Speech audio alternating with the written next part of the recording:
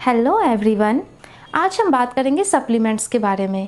आज की डेट में मार्केट में बहुत सारे विटामिन्स एंड मिनरल सप्लीमेंट्स हैं, तो क्या हमें वो लेने चाहिए या नहीं लेने चाहिए। हमारे देश में तो इस तरह के सप्लीमेंट्स कुछ साल पहले ही इंट्रोड्यूस हुए हैं, लेकिन यूएसए में वहाँ की 50% से ज़्यादा जनसंख्या रेगुलर इस तरह के सप्लीमेंट्स यूज़ करती है। तो क्या वहाँ डायबिटीज़, हार्ट डिजीज़ और कैंसर के रेट कम हैं? बिल्कुल नहीं। पहला प्रूफ, सप्लीमेंट्स हमें डिजीज़ से प्रोटेक्ट नहीं करता। इसके अलावा 1994 में एक स्टडी हुई थी, वहाँ हम यह देखना चाह रहे थे कि क्या सप्लीमेंट्स हमें कैंसर से प्रोटेक्ट करता है, और इसके लिए हमने 30,000 वैसे लोगों को लिया जो बहुत ज़्यादा स्मोकिंग करते हैं, और हमने उन्हें बीटा कैरोटीन और विटामिन ई के सप्लीमेंट्स दिए। रिज़ल्ट ने साइंटिस्ट को सरप्राइज़ कर दिया। उस साल डेथ रेट सबसे ज़्यादा थी। ये एक पहली स्टडी थी जहां हमें यह पता चला कि अगर आप बीटा कैरोटीन ज़्यादा क्वांटिटी में लें तो ये आपको नुकसान भी पहुंचा सकती है। इसके अलावा जब हमने विटामिन ई को सेलेनियम के साथ कंबाइन करके देखा कि क्या ये हमें कैंसर में प्रोटेक्ट करती है, वहाँ एक नई बात और सामने आई कि आप अगर विटामिन ई ज़्यादा क्वांटिटी में लेते हैं तो ये मेल में प्रोस्टेट कैंसर का कारण हो सकती है। इस तरह के विटामिन्स जैसे विटामिन ए, डी, ई, इन्हें हम फैट सॉल्युबल विटामिन कहते हैं। ये हमारी बॉडी में स्टोर हो जाती है, और इसीलिए आप अगर इन्हें ज़्यादा क्वांटिटी में लें तो ये आपको नुकसान भी पहुंचा सकती है। सप्लीमेंट्स हमारे लिए बेनिफिशियल है या नहीं, इसके लिए हमने फॉलिक एसिड पे भी एक ट्रायल किया। जब हमारा होमोसिस्टीन बहुत हाई हो जाता है तो उसमें हार्ट डिजीज़ के चांसेस ज़्यादा होते हैं। उस केस में हम फॉलिक एसिड रिकमेंड करते हैं, क्योंकि फॉलिक एसिड होमोसिस्टीन कम करने में हेल्पफुल है। यहाँ हमने 5 साल ऑब्जर्वेशन किया, और 5 साल की ऑब्जर्वेशन से हमें यह पता चला कि फॉलिक एसिड हार्ट डिजीज़ को कम करने में बिल्कुल भी सक्सेसफुल नहीं है।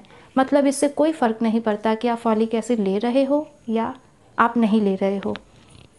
इसके अलावा अगर आप इस तरह के सप्लीमेंट्स जैसे कैल्शियम ज़्यादा क्वांटिटी में लेते हैं तो ये हार्ट डिजीज़ के रिस्क को बढ़ा सकती है। तो आप में से जो भी रेगुलर इस तरह के सप्लीमेंट्स लेते हैं, आज ही लेना बंद कर दीजिए। यह वीडियो उन लोगों के लिए है जो हेल्दी है बट अपने आप को डिजीज़ से प्रोटेक्ट करने के लिए, अपनी डाइट के न्यूट्रिशन गैप को फुलफ़िल करने के लिए regular vitamins and mineral supplements ले रहे हैं।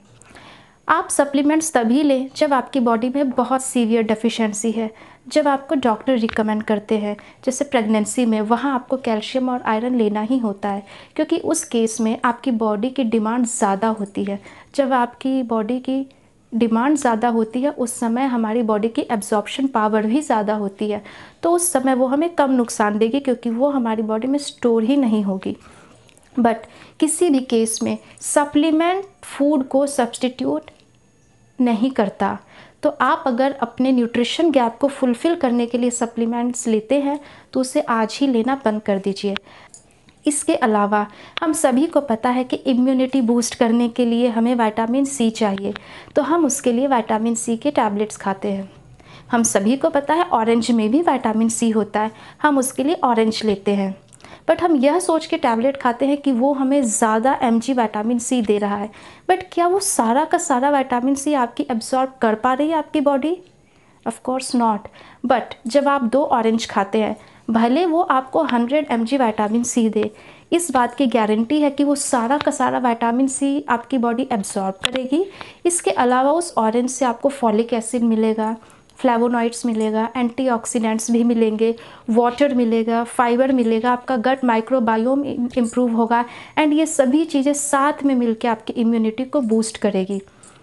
तो सप्लीमेंट्स कभी भी फूड आइटम को सब्स्टिट्यूट करने के लिए ना लें। अपनी डाइट का ध्यान रखिए, हेल्दी रहिए, सेफ रहिए।